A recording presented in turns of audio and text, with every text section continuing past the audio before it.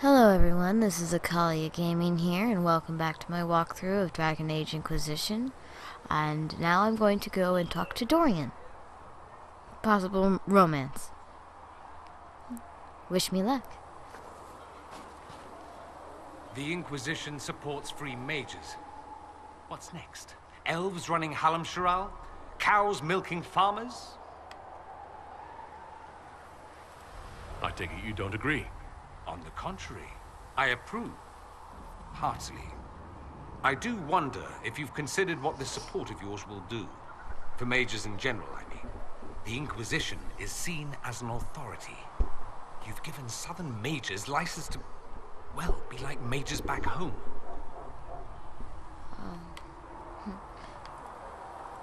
If that means they're anything like you, I approve. Ha! There aren't many mages back home like me. I'd believe that. I never fit in. Bloodstains are so difficult to clean, you see. So we're doomed to a future of blood magic, then? Not at first. But you'd be a fool not to see where this could lead. Thing is, the Imperium was once just like the South. Templars, proper circles, all that rot. Then it changed. By inches. Not that this is reason to oppress us. Still, my homeland should be a cautionary tale, not a source of inspiration. I'd like to ask you about Tevinter. Ah, yes. Everyone outside the Imperium always seems quite fascinated by it. Probably why they come up with so many ridiculous tales. Flying cows over Minrathous. That's madness. All right, that one's actually true, but the cows didn't have wings. I digress. Anything in particular you wanted to know?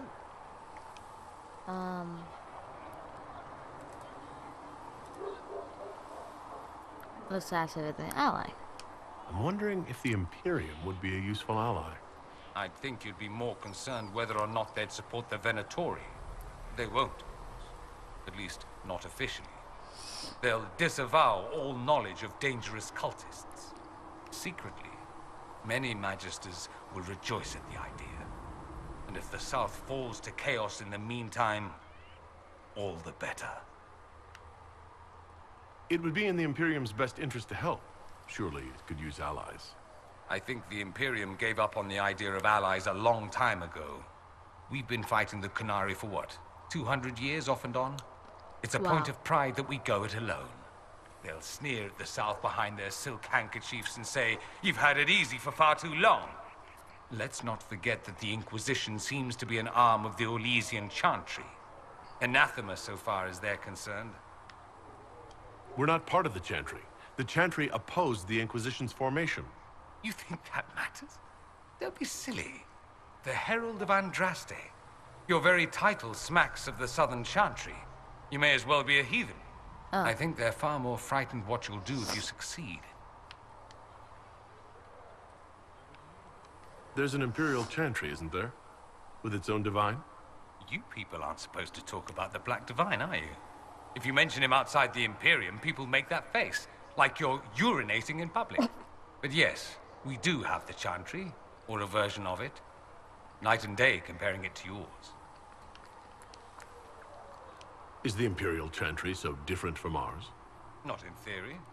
The main difference is in the whole magic is meant to serve man, not rule over him business. Back home, ruling the unwashed masses is serving them, for the good of the Imperium.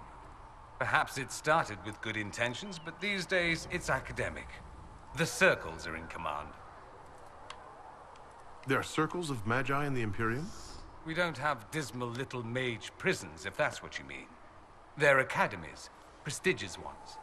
We have Templars as well, but they don't cancel spells or whatever your Templars do. They're soldiers. They don't use lyrium? Ha!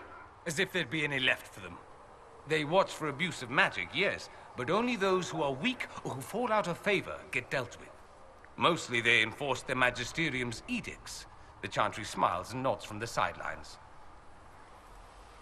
Huh. Do you really call him the Black Divine? We don't call him that, oh no. In the Imperium, he's the true divine.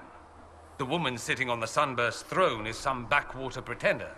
It all stems from a disagreement over Andraste. Marvelous, isn't it? Why would they disagree over Andraste? It's not my field of expertise, but the Imperium believes Andraste was a mortal woman, a mage. Down south, they say, no, she's the bride of the Maker, ascended to his side, divine provenance, a blah blah blah. We feel better believing Andraste was one of us. Makes executing her less damning, you see. So we elected a man as divine, the South declared war, and we've been feuding cousins ever since. Wow. So the Imperial Divine is always a man? All the better to distinguish him from that other one, yes. Don't think there aren't a number of female magisters who bristle at that. Why can't they be divine after all? Same reason you never see a man on the sunburst throne. Because that's how it's always been done. Excellent reasoning. Do you consider yourself Andrastian? The big question. It might surprise you that I do consider myself Andrastian. I simply do not believe in the Chantry. It is a relic, whether back home or here in the South. Something from a bygone age desperately clinging to relevance. It's not an opinion that makes me popular.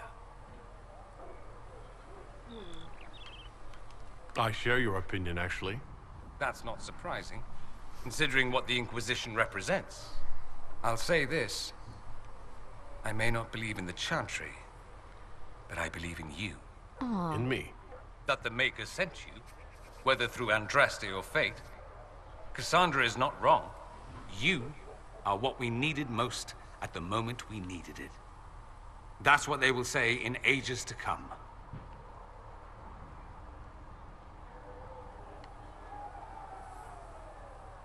You don't seem like the religious sort, to be honest. If you define religious as sitting in a chantry and listening to a blithering hen tell you how to live, then no. If you define it as believing in the possibility that something larger than yourself exists, then yes, by all means. The world is bigger than I, even bigger than you. It laughs at all the things we think we know. The Maker doesn't need me to believe, but I do. The thought of no one at all watching out for us is too frightening. Let me ask you something else. So many questions. It seems strange that an entire empire would be ruled by mages. Strange? Why are you less qualified to rule than some tart with a fancy crown? Actually, the fiction in the Imperium is that mages don't rule. The Magisterium rules. That magisters are all mages is considered a convenient technicality.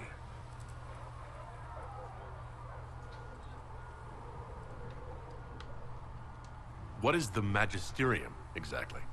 The upper house of the Imperial Senate, and the only part worth having a seat on. Those seats are split among the circles of Magi, the Chantry, and the major families.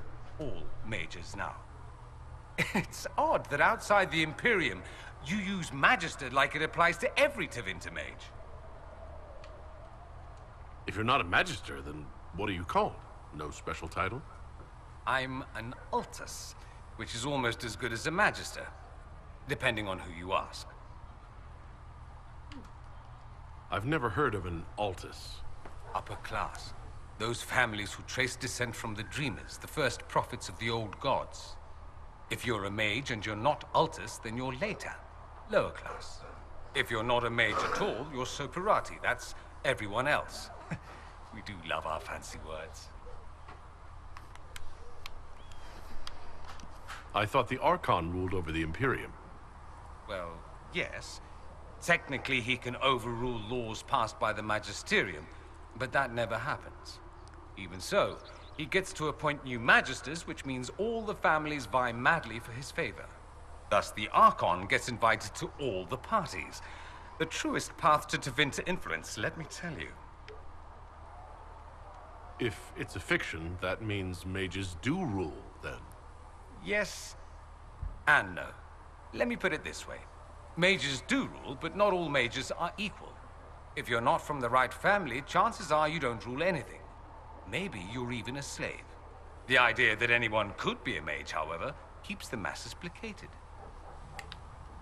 Can anyone be a mage? Technically, the potential runs mostly in bloodlines, but it's been known to happen. More importantly, commoners believe it can. Tevinter legend is chock full of mage heroes from humble origins. So they hold out hope. Someday my son or my son's son will be a mage. Someday. Poor sods don't realize that means he'll be a quaestor at the arse end of the 100 Pillars, at best. Being a quaestor isn't a good thing? I imagine the average non-mage likes to think so. Counting numbers and shuffling papers all day is better than many occupations after all. If you're a second-class citizen among a pack of piranha, however, your outlook changes. Really? Let me ask you something else. Of course. Just how often is blood magic used there? Oh, not at all. Not at all. That's what any magister would tell you. They'd be convincingly offended by the notion, too. Of course, what people call blood magic here, and what we consider blood magic, are two different things. What's considered actual blood magic in Tevinter? Blood magic isn't inherently dangerous. Using your own blood or that of a willing participant, what's the harm? The problem is that what's permitted only gets you so much power. And what if you need more? You always need more. That's where we get into sacrifices and demon summoning. None of that is done. Not officially. Behind closed doors, it's a different story. Real blood magic can give you an edge, a leg up against your opponents. It's safe to assume that any mage of rank does it. The rest are quietly shut out of power, to put it bluntly. You'd think the Templars would object. I imagine they did, long ago. Once, their investigations might have been sincere. Then their balls were cut off. Too inconvenient. Nowadays, only the friendless are accused. Most of them probably innocent. There must be some mages who oppose this. Of course. I do. And I'm not entirely alone. Occasionally, there'll be a magister who makes noise. And then the reform talk begins. All very patriotic. Meanwhile, that magister will be quietly shunned. Chances are, surprise, it's learned he was a Maleficar all along. Most learn to keep quiet. Me? I enjoy the allure of pariahhood. Anyone who talks about the Imperium mentions slavery. It's the center of the slave trade. Ah. That is true. And did you have slaves? Not personally, but my family does and treats them well. Honestly, I never thought much about it until I came south. Back home, it's how it is. Slaves are everywhere. You don't question it. I'm not even certain many slaves do.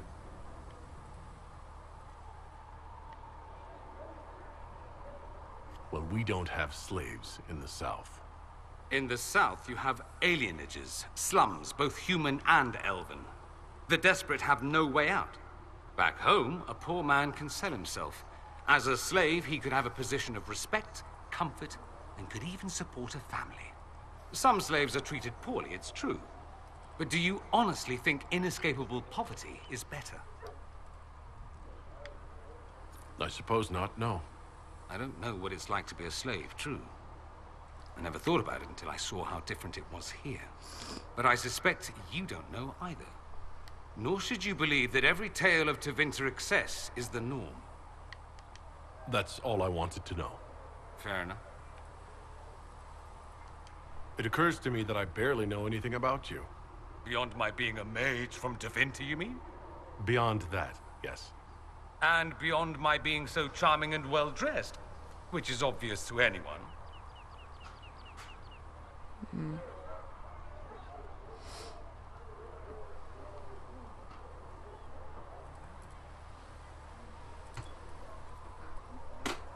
Definitely obvious to me. I'm well aware of your finer qualities, believe me. Of course I believe you. The moment I saw you, I thought, there's a man who knows quality. Now, what was I talking about? Ah, yes, me. I am the scion of House Parvis, a product of generations of careful breeding and the repository of its hopes and dreams. Naturally, I despised it all. The lies, the scheming, the illusions of supremacy. That's Tevinter in a nutshell, isn't it? Needless to say, my family was not happy with my choices. Why would your family be upset with your choices? Because I rejected their idyllic plan. If they had their way, by now I'd be married to some unlucky girl from a powerful family. We'd live in luxurious despair, despising each other as I waited to take my father's place in the magisterium.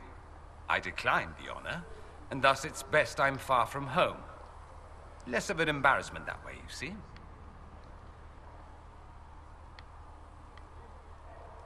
What did you mean by generations of careful breeding? The great families of Tevinter don't have children. They refine traits, weed out the undesirable, and promote the rest. My mother was chosen for my father because magic runs strongly in her blood. Never mind that they loathed each other. They wanted a son who could become Archon to make House Parvis the envy of the Imperium. They got me. A cautionary tale that you should be careful what you wish for. I'm getting the impression you don't care much for your homeland. On the contrary, I care for my homeland a great deal. There's so much potential. Sadly, we squander it. We refuse to acknowledge how far we've fallen because pretending is easier. We pretend the Qunari can be beaten. We pretend that we're superior to everyone, even our own people. Not everyone feels that way. I don't. Sadly, we're the minority. It just seems so much of what you say about the Imperium is entirely negative. It might sound that way. For all our faults, my people have many virtues. We are laden with history and culture. Tevinter is where Thedas truly began, remember? We treasure our past and preserve it. You can walk down a side street and find nothing built during the modern ages. And despite appearances, we care. Deeply, about everything. We have no reserve, not in war and not in love. If I truly believed my homeland was beyond all hope, I wouldn't miss it so much. Why remain with the Inquisition? Why not go back to Tevinter? I'm not exactly welcome back home. Not that it matters, I'm quite accustomed to being a pariah.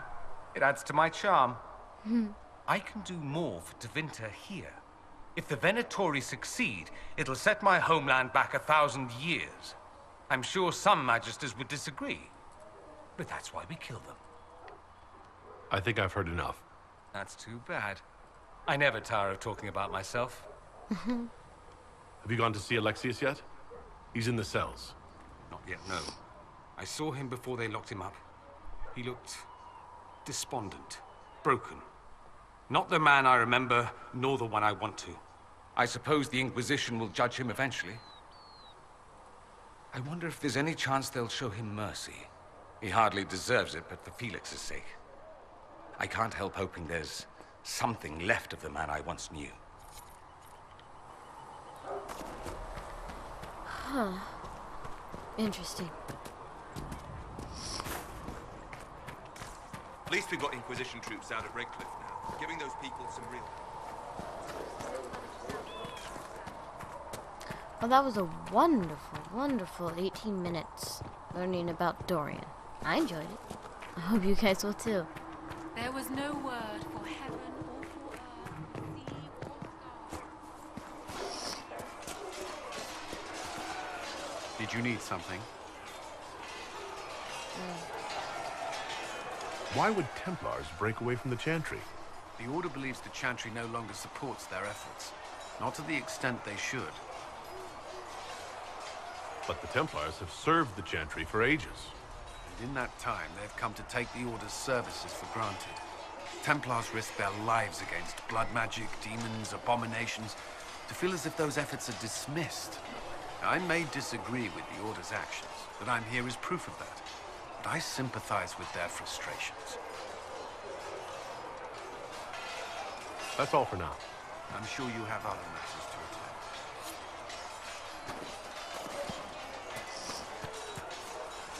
Yes.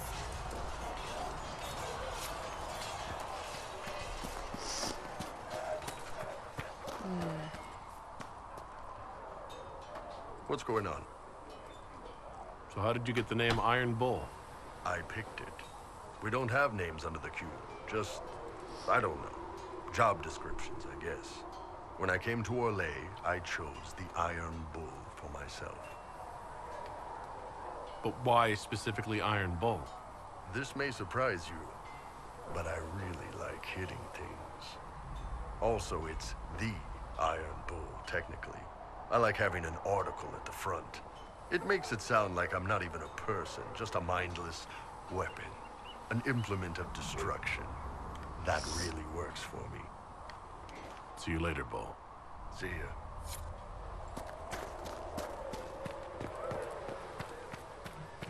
All men are the work of our Maker's hands. From the And you've lowest heard nothing of slaves this to the highest kings. in any of Those your who bring investigations? harm without provocation to the least of his children. Taken all of us by surprise.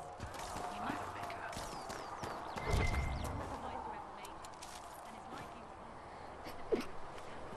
Excuse me.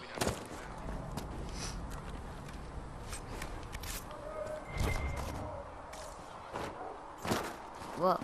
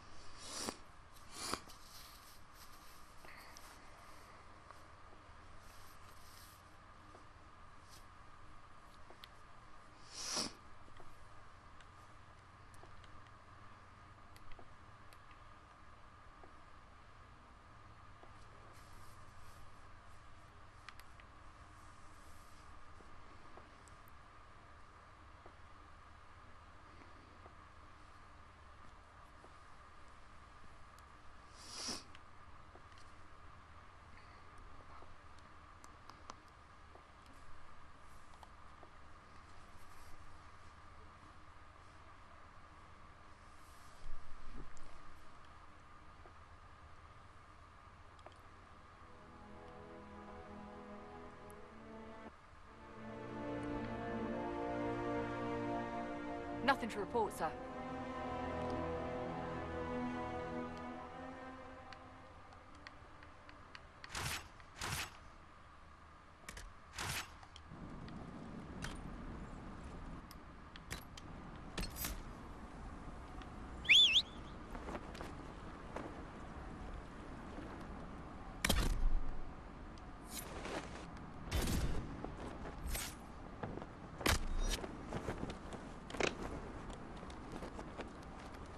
Yeah!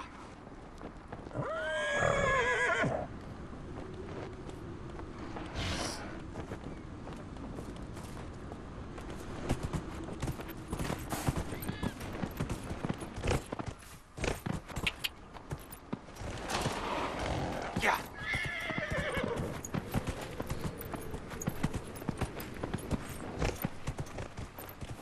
Yeah!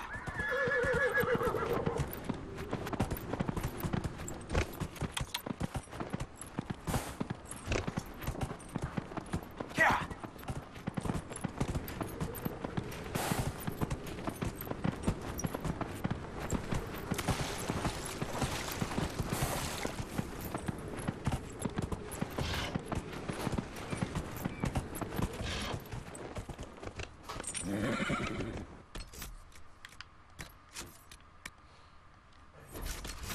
Alright everyone, I'm going to end this part here and I will pick it up in the next one. I hope you guys enjoyed and I'll see you later. Bye.